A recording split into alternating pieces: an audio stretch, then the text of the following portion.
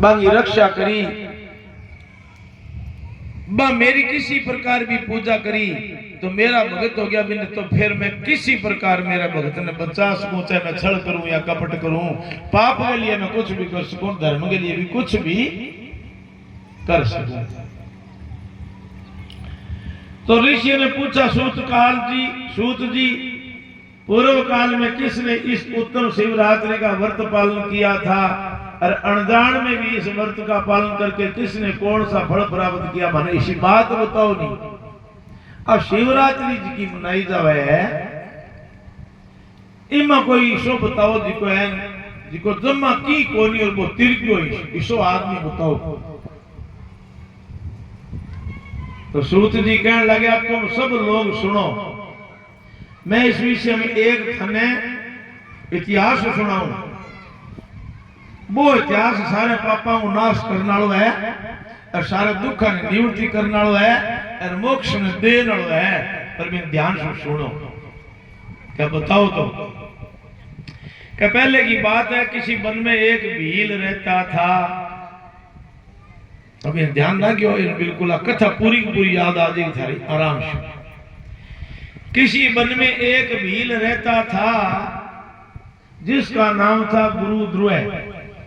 उसका कुटुंब बड़ा तथा वो बलवान और क्रूर स्वभाव का होने के साथ क्रूरता पूर्वक कर्म में तैयार रहता था, कुकर्मी हो। तो वो प्रतिदिन वन में जाकर मर्दों को मारता और वहीं रहकर हर प्रकार की चोरियां करता। उसने बचपन से ही कभी कोई शुभ कर्म किया ही नहीं। इस प्रकार वन में रहते हुए उस दुरात्मा भील का बहुत समय बीत गया। तब एक दिन बड़ी सुंदर और शुभ कारक शिवरात्रि आई, किंतु वो दुरात्मा घने जंगल में निवास करने वाला था, इसलिए उस व्रत को तो जानता नहीं था। तो उसी दिन उस भील के माता पिता और पत्नी ने भूख से पीड़ित होकर उससे याचना करी क्या कोई सामान लिया करे खाने है ही को नहीं की। तो उनके इस प्रकार याचना करने पर वो तुरंत धनुष लेकर चल दिया और मृगों के शिकार के लिए सारे वन में घूमने लगा। तो देव योग से उसे उस दिन कुछ भी नहीं मिला और सूर्य छिप गया। तो इससे उसको बड़ा दुख हुआ और सोचने लगा अब मैं क्या करूं और कहां जाऊं, आज तो कुछ नहीं मिला और घर में जो बच्चे हैं उनका तथा माता पिता का क्या होगा, अरे मेरी जो पत्नी है उसकी भी क्या दशा होगी। अतः मुझे कुछ लेकर ही घर जाना चाहिए। और न मिलो तो मैं घर जाऊं ही को, मैं घर जा के करूंगा, बच्चा तो सह भूखा बैठे है और घर खाने की है कोनी और आज मैंने की मिलो भी कौन। ऐसा सोचकर अबे मुझे कुछ लेकर ही घर जाना चाहिए अन्यथा नहीं, ऐसा सोचकर वो व्याग एक जलाशय के पास पहुंचा जहां पानी में उतरने का घाट था। वहां जाकर खड़ा हो गया और वो मन ही मन ये विचार करने लगा कि यहाँ कोई ना कोई जीव पानी पीने के लिए आवेगा और उसको ही मार करे मैं घर पे ले जाऊंगा। आपने पानी के घाट पर रुक गयो और बठा बिठा कोई पानी पीने तो जानवर आसी। तो ऐसा निश्चय करके वो भील एक बेल के पेड़ पर चढ़ गया और वही जल साथ लेकर बैठ गया। तो उसके मन में केवल यही चिंता थी कि कब कोई जीव आवेगा और कब मैं उसे मारूंगा। तो इसी तरह प्रत्यक्षा में भूख प्यास से पीड़ित होकर वो बैठा रहा। तो उस रात के पहले पैर में एक प्यासी हिरणी वहां पर आई, जो चकित होकर जोर जोर से चौकड़ी भर रही थी। तो ब्राह्मणों उस मिर्गी को देखकर भील को बड़ा हर्ष हुआ और उसने तुरंत ही उसके वध के लिए अपने धनुष पर एक बाण का संघान किया।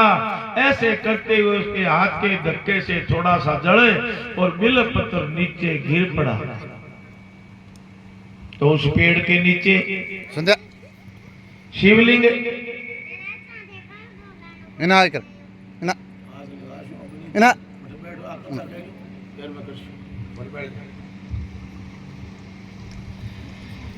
तो बिल्वपत्र नीचे गिर पड़ा। उस पेड़ के नीचे शिवलिंग था। वो बील पत्थर को दियो पेड़ों भी नीचे शिवलिंग हो और वो भी हिरणी ने मार खातर बाण करे तो एक बेल को पत्तो पड़ गयो भी शिवलिंग पर सागे जड़ो वो रुड़ गयो भी। तो उकत जल और बिल्वपत्र से शिव की प्रथम प्रहर की पूजा सफल हो गई। उस पूजा के माध्यम से उस व्याग का बहुत सा पातक तत्काल नष्ट हो गया और वहां होने वाले खड़खड़ाहट की आवाज को सुनकर हिरणी ने भय से ऊपर की ओर देखा। तो व्याग को देखते वो व्याकुल हो गई और बोली, कपारदी तुम क्या करना चाहते हो? मेरे सामने सच सच बताओ, इन पर किया बैठे तुम? तो हिरणी की बात सुनकर वो कहने लगे कि आज मेरे कुटुंब के लोग भूखे हैं भाई। अच्छा, तुमको मारकर उनकी भूख मिटाऊंगा और उन्हें मैं तृप्त करूंगा। तो व्याग का यह दारुण वचन सुनकर जिसे रोकना कठिन था उस दुष्ट भील को बाण ताने देखकर मृगी सोचने लगी कि अब मैं क्या करूं। तो महर्षि और मैं कहां जाऊं? अरे कोई तार सपर के अच्छा कोई उपाय रचती हूं, ऐसा विचार कर उसने वहां इस प्रकार किया। मृगी बोली कि भील मेरे मांस से तुमको सुख होएगा तो इस अनर्थकारी शरीर के लिए इससे अधिक महान पुण्य का काम और क्या हो सकता है? उपकार करने वाले प्राणी को इस लोक में जो पुण्य प्राप्त होता है उसका 100 वर्षों में भी वर्णन नहीं किया जा सकता। जब तेरा बच्चा मेरे लिए शरीर उदप है तो मेरा तो अच्छा सौभाग्य है जो बहुत मेरे तो पुण्य ऋषि। परंतु इस समय मेरे सब बच्चे मेरे आश्रम में हैं। मैं उन्हें अपनी बहन को या स्वामी को सौंप कर लौट आऊंगी। तू मेरी इस बात को मिथ्या ना समझ, मैं तेरे पास लौट आऊंगी। इसमें वहम कोनी, सत्य से ही धरती टिकी है, सत्य से समुद्र अपनी मर्यादा में है और सत्य से ही निर्जरों से जल की झरना बहती है। देखो कितनी सुंदर बात कही बड़ी हिरणी भी भील ने कि अगर तेरो काम सिद्ध हुआ है तो वह बच्चा है लारे बन में संभड़ाई